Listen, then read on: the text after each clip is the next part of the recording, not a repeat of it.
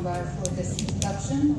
I would like to express my gratitude for the MECC for this opportunity to present the research work from my master's thesis in religious studies on a topic that's dear to me and at the very heart of our discussions over these past 2 days.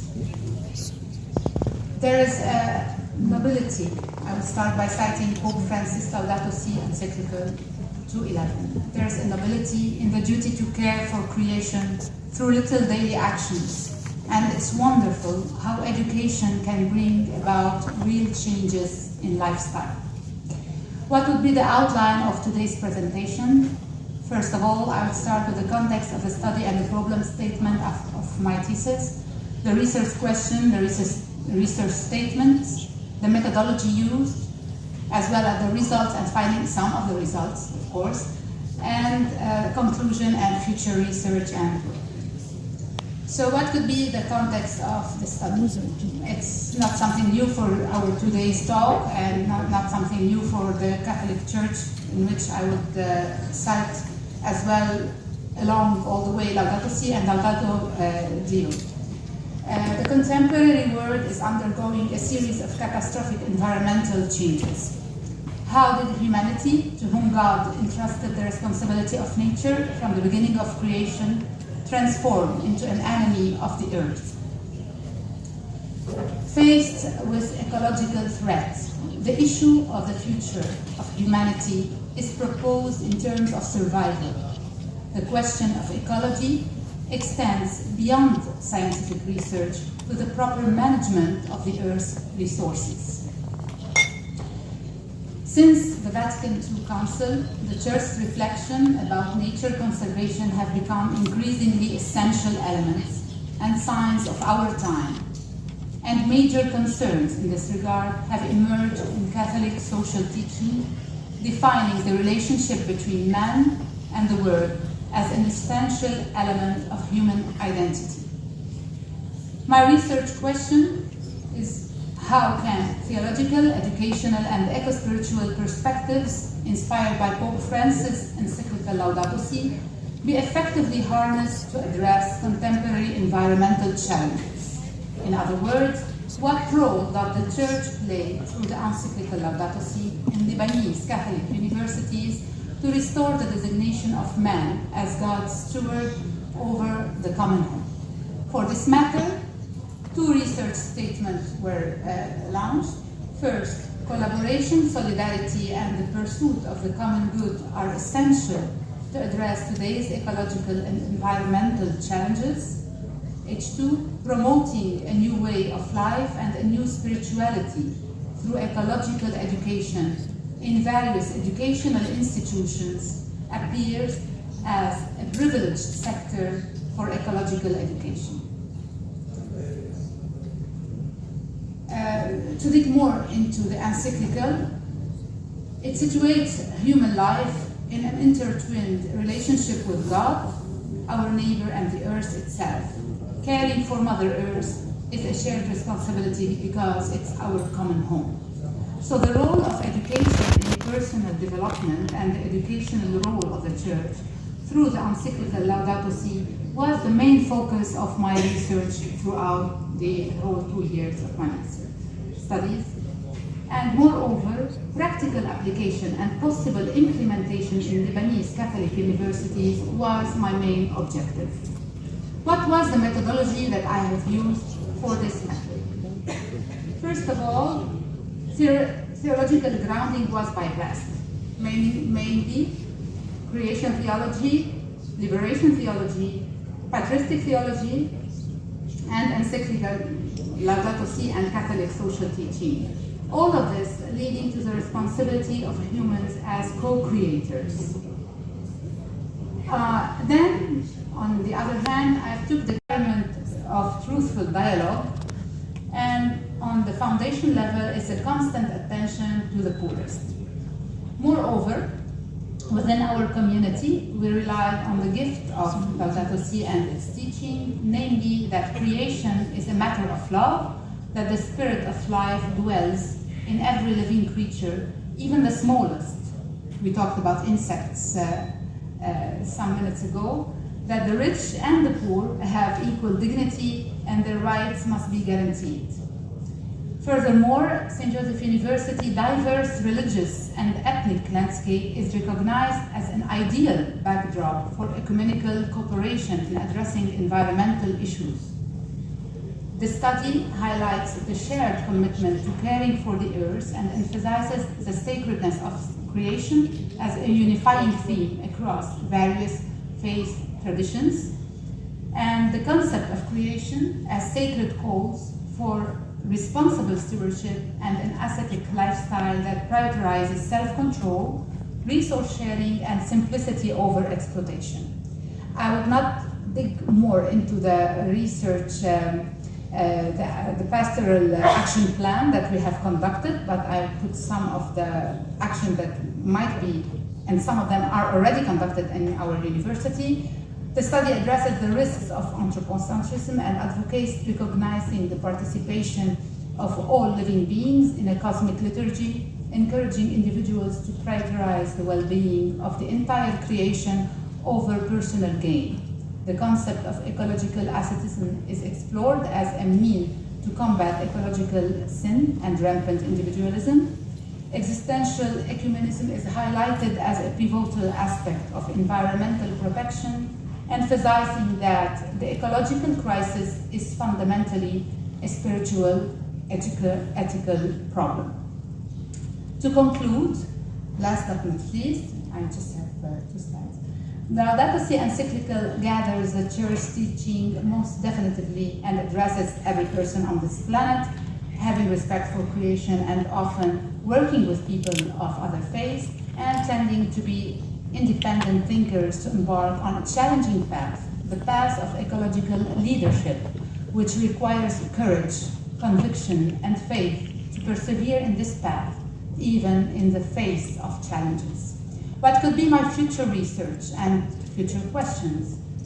I will put some of them, and this is leading to my future doctoral thesis that I'm enrolled in St. Joseph University as well. So what are the personal and religious values that best correspond to our commitment to sustainable behaviors? As I've told you earlier, it's a matter of value and ethics, and what could lead us to be a responsible agent and responsible steward toward our Mother Earth. Do levels of religiosity and beliefs influence our inclination to respect the environment, others, and Mother Earth, or do humans' intention to act as responsible agents and co-creators stem from different factors? Lastly, I would cite Laudato Deum 73, that was released just yesterday by Pope Francis. A human being who pretends to take the place of God becomes the worst danger to himself. Thank you.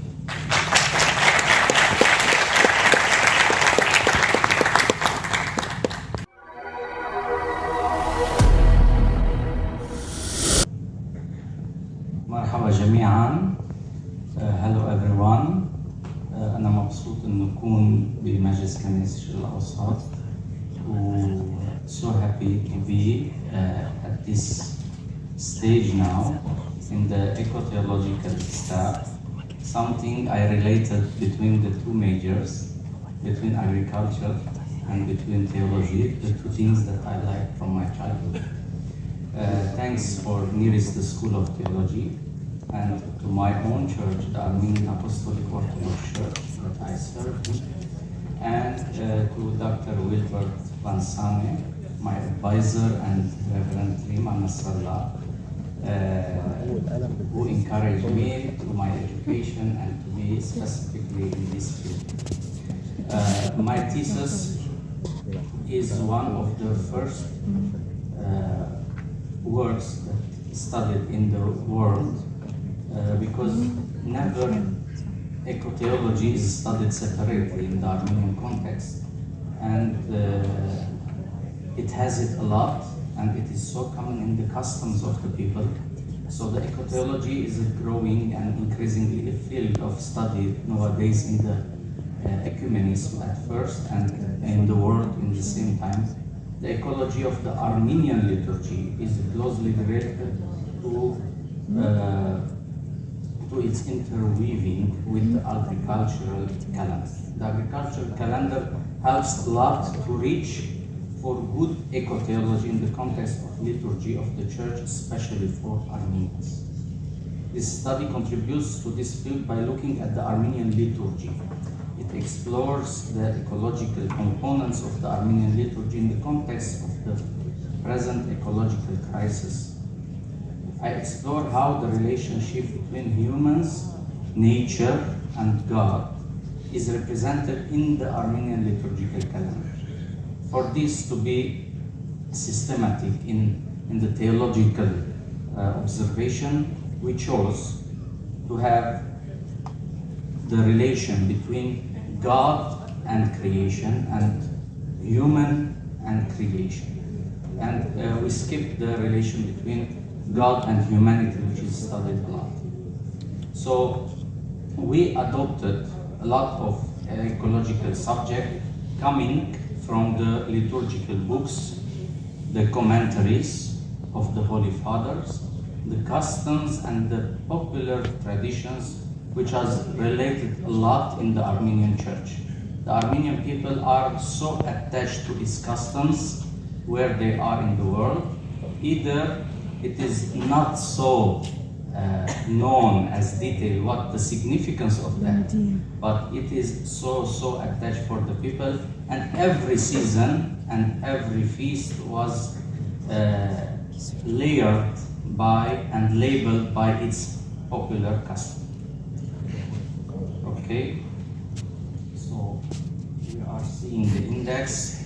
I will talk about these topics, and we have the calendar. Maybe it is complex to understand the calendar in few minutes, but it is like to the Christian calendars with different segmentations because the Armenian church works on the jubilar level, on the 50 days. Every 50 days there is a season in the Armenian Orthodox Church, and all the elements of the nature are introduced in each season. We will see it at the end of the presentation.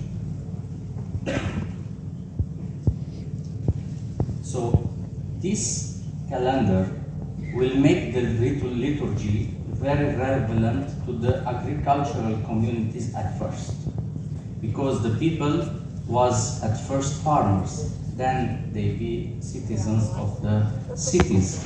So nowadays Armenians, after the Armenian genocide, and another genocide is happening now in Artsakh, so we should be careful for all genocide and should be against all genocides. So after the genocide, Armenian people lived in the cities and sometimes lost its religious tradition, but now is the time to back to the nature, and we see the first relations between every season. As we see, we have this black line, which is the agricultural calendar, okay, compared to the liturgical calendar. The Armenian church starts its calendar from the day of Theophany at first. In my thesis, we changed to understand more the ecotheological step. We started from the Advent, which is the 18th of November, and from that we go up until reaching the Exaltation Feast of Holy Cross. So the agricultural season, it is started in the eve of 14 February, which is the eve of the presentation of our Lord to the temple, and it is finished at the eve of the Exaltation of Holy Cross. So this is the time that the agricultural calendar is going up, and there is points to be make sure about. The first is the opening of agricultural season, and from this day the people go out from the church to make the celebration on open air. Then we have the plowing seed preparation time, which is the Lent. So we are reducing our production, no production in that time. Also in the animals also, it is the time of pregnancy of the animals. So there is no also children coming from animals. Then it's the time of plantation, which is Easter. Easter is the time of preparation of the seedlings for summer festivity. In the same time, what is sown at early stages, it will be edible as leafy vegetables on the early harvest on the day of Pentecost, which is related with the feast of Jewish Shavuot. And this day, there is the first harvest in the Jewish calendar also. So in the same time in the Armenian Orthodox calendar. And then there is another 50 going from Pentecost to the day of Transfiguration, which come up after 7 weeks from Pentecost, and it's the day of the harvest of wheat, barley, apple, apricot, and the day to leave our homes and went to the fields, to the orchards. After the Feast of Transfiguration, there is a time where the people are installed in tents in the agricultural fields and observing the day of the Armenian New Year, which is the day of Navasart, where the grapes are the first fruit of the year in the Armenian calendar, which is blessed on the day of Assumption of Mother of God. And from that time, all type of harvest were done until we reached the day of Exaltation. And at the eve of this Exaltation, we are going to finish our agricultural calendar. So I will show you the findings at each feast. The first, after checking all the liturgy in the Advent Theophany, post-octagon, which is the day after Theophany, and reaching the presentation, there is the Word of God, the Logos is entering the nature, which is the time of the Incarnation. The creation and the Incarnation are related, and the world is entering to this creation by the weeks of the Advent and then the Theophany. The second season, which is also the second chapter in my thesis, is the time of catechumens, Lent, the Great Lent, Holy Week, and Easter. Here, there is a reconciliation, because the people who have sinned and lost their nature at first, it's the time to be reconciled and overcome the hostility founding in our nature, not elsewhere, not in the deity only, but in the nature first, and reviving the new creation, because we will meet after the Lent the gardener, who is Jesus the resurrected, and we will receive the gifts, which is the colorful Sundays, which is taught at the Earth Feast with Father Patrick. The third season, which is the Ascension, Pentecost, and the Summer 58, which is preparation to the Transfiguration.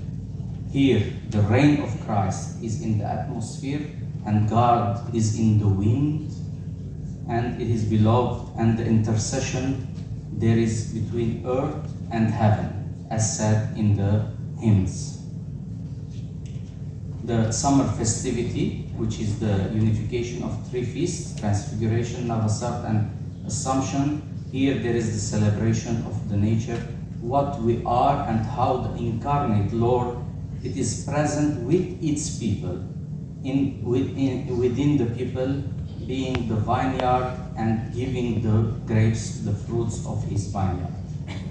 And the last season, the eschaton, which is the Christological fullness and eschatology to enter the heavenly garden and receiving the non-mortal fruit throughout. Now we see the all element. We have 2 minutes? No? We finished. Okay. The elements of the earth, water, soil, wind and fire are represented at each time, but the last three, after turning the calendar, the last three, Transfiguration, Navasart, Assumption and Cross, has the unification of soil and water, soil and wind also in the cross. So by 1 year, the Armenian believer can enter in the nature and be in the nature with Jesus, and then he can go up to preach this ecotheological study. We have in the Armenian context 2 saints related to the ecotheology. One is the Saint Gregory of Narek, and the second is Saint Francis Shnorari. Thank you.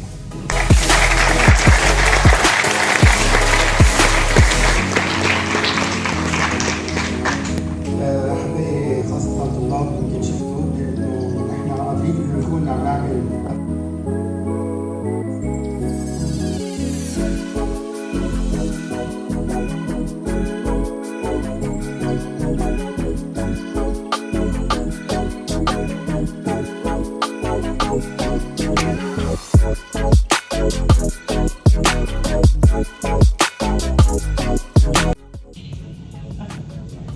So I'll just share a few examples on on what we did, the story, and also some concrete examples of what came out of it. I'll tell a little bit about our green church checklist that we developed, and then some few recommendations for churches and institutions in the MENA region. So when we started doing this, it was around 2006 or 7. As I said, there was very little interest in Denmark. There were a few pioneers, some pastors who really thought that this is important, and that they were also theologically very engaged in the responsibility to protect creation.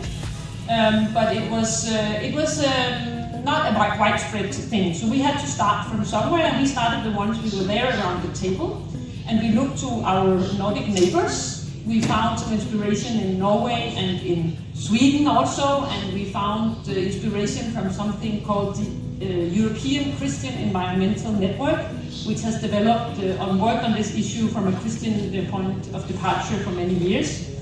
And there we found an idea for the checklist, which we developed, but we realized also we had to adapt it to the Danish context.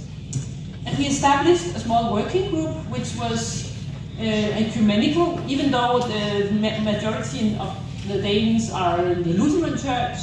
We reached out also to the Catholics, to the Orthodox, the Baptists and others, and formed a working group together. In the other churches, it was actually easier to put this on the agenda than in the Lutheran Church. And then the first thing we did was we took this checklist with 48 very concrete points, what could you do to become a green church, and we tested it out. And the first with one of the pastors who wanted to do it. He was in the countryside, and he had to deal with his diocese committee or the church committee, and they were many farmers, and they were like, no way, the church is going to tell me I cannot use pesticides, I cannot do this, I cannot do that. Please keep the church, it's enough the state is doing it. So that was like the first response. But it was important to get this on the table, because that made it clear for us that we need to take this shui, as you would say here, and develop something in a way that's actually can be presented at the local level in Denmark. So we revised the checklist, and the same pastor actually took it back to his local committee, and they agreed to it and decided, yes, we'll try to implement this checklist. And we also realized in the process that there are, in a country like Denmark, different kinds of motivation. Why should we do this? Some would say this is a Christian stewardship. We have to do it because we're Christians. It's a calling. Others realize that actually, when we do this, we can save money because it's much cheaper if we start saving energy and we start saving on heating and water and recycling, etc. So that's also more like the very Danish, maybe very Lutheran, very practical reason why we do this. Not all this theology, but we can actually save some money. So these two aspects in a way came together. So we launched the checklist and we created a website. We had a logo. You can see the logo, the green leaf with the cross, which is now the logo for the Green Church movement in Denmark. We created an online map where all the churches who decided that they would become green churches, they could be registered on a Google map and have a small text about what they were doing. We also initiated a cooperation with a secular entity who is called the Energy Service in Energitjenesten. They are specializing in looking at buildings, finding ways to save energy in this building. So they started doing that with church buildings and with the conference halls of churches, etc., and gave advice on very practical how can you do to actually save energy. It started very slowly, but it developed little by little. Then we also linked up with actual events. And in this case, in Denmark, it was the upcoming climate summit, COP15, which took place in 2009 in Copenhagen. We used that event, and we had the World Council of Churches, the ACT Alliance, the churches in Denmark coming together to put focus, use this as an idea to put focus on this also in churches. So for instance, we developed a climate relay. I don't know if you know what is a relay. That's when you have a thing and you run and then you pass it on to the next, who will then run, and etc. So this relay, you can see a picture of it here. It contained 3 items that symbolized climate change, which was a dead coral from the Pacific region, where the climate change destroys the life in the coral reefs. It was a maize from Malawi, where the drought is damaging the harvest.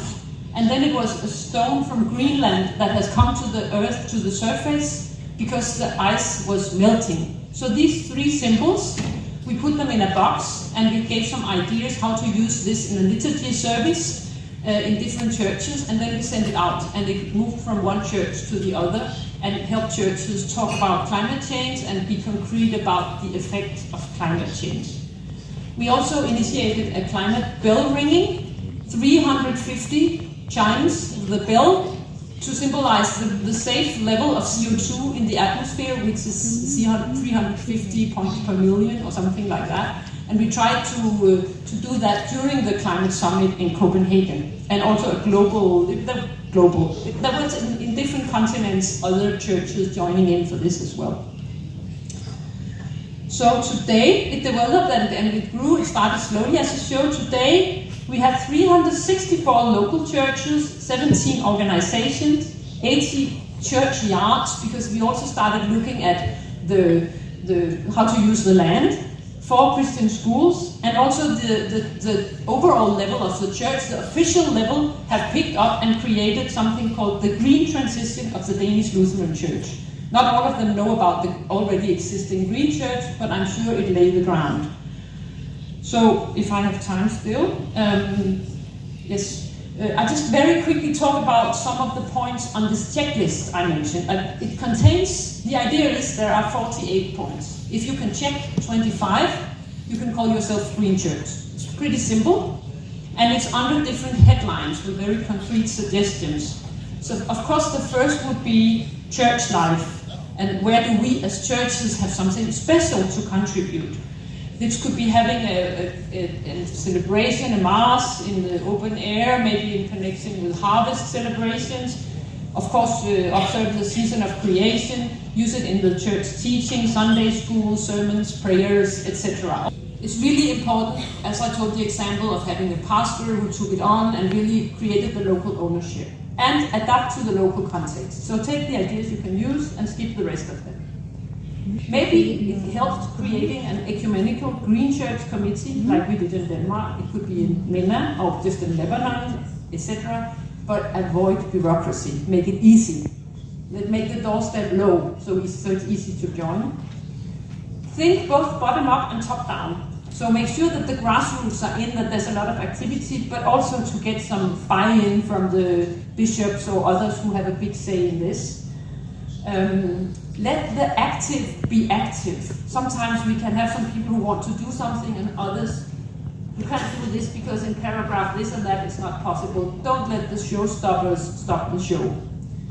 And then make some concrete suggestions for how to do it. Consider visibility, website, logo, etc. Involve, this is very important, lay people, young people, women, scouts, and let them be creative. You have a checklist, make 3 more points empty for all the good ideas. Make sure to involve the young people. And then I'd say, important point, creation care unites us. Reach out to the other churches, make it ecumenical. Reach out to the other religions and make it interreligious. And also reach out to secular green organizations and institutions for collaborations. It's a chance to revitalize church life. So these are just some, oh, it's not. Anyway, and then the last one I say, this is examples of visibility you can do. The visibility is very important to inspire and make people come on board and then get started. Churches and faith-based institutions have an important role to play, not least here in the MENA region, where so many people listen to the churches, listen to the church leaders. So get started.